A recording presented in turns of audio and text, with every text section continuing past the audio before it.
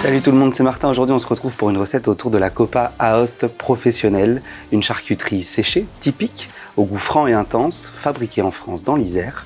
On va réaliser ensemble une frittata, une recette peu onéreuse que vous pourrez proposer en entrée ou en plat sur vos cartes.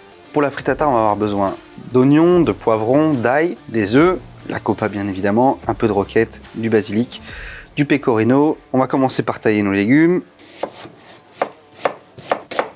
Un petit peu de poivron vert, je le coupe comme ça pour pas avoir les pépins.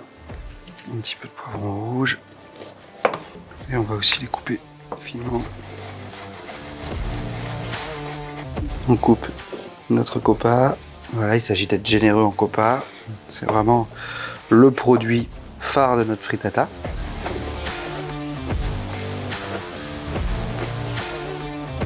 Et là, on va pas couper trop fin. Elle va fondre légèrement, donc j'aime bien garder un petit peu de longueur sur les lamelles qu'on va trancher, donc ça ressemble à des petits lardons finalement. Un petit peu d'ail.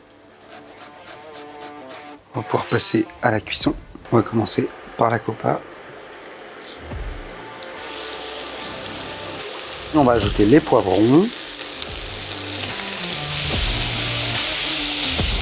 Pendant que notre garniture à frittata continue de cuire, on va tailler les herbes, on va assaisonner les œufs avant de passer à la cuisson. Du basilic, un peu de ciboulette. On va déglacer avec un petit peu de vinaigre de xérès notre préparation autour de la Copa, des poivrons et des oignons. On va pouvoir rajouter les herbes. On compte toujours à peu près 3 œufs par personne.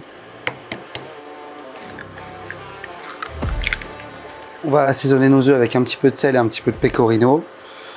On va pouvoir battre nos œufs.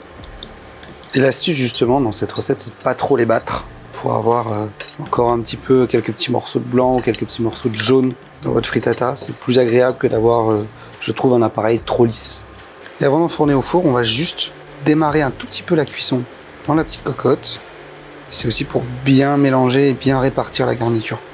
Une fois qu'on est prêt à enfourner, on coupe, on râpe un tout petit peu de pecorino par-dessus et on enfourne au four. La frittata est cuite.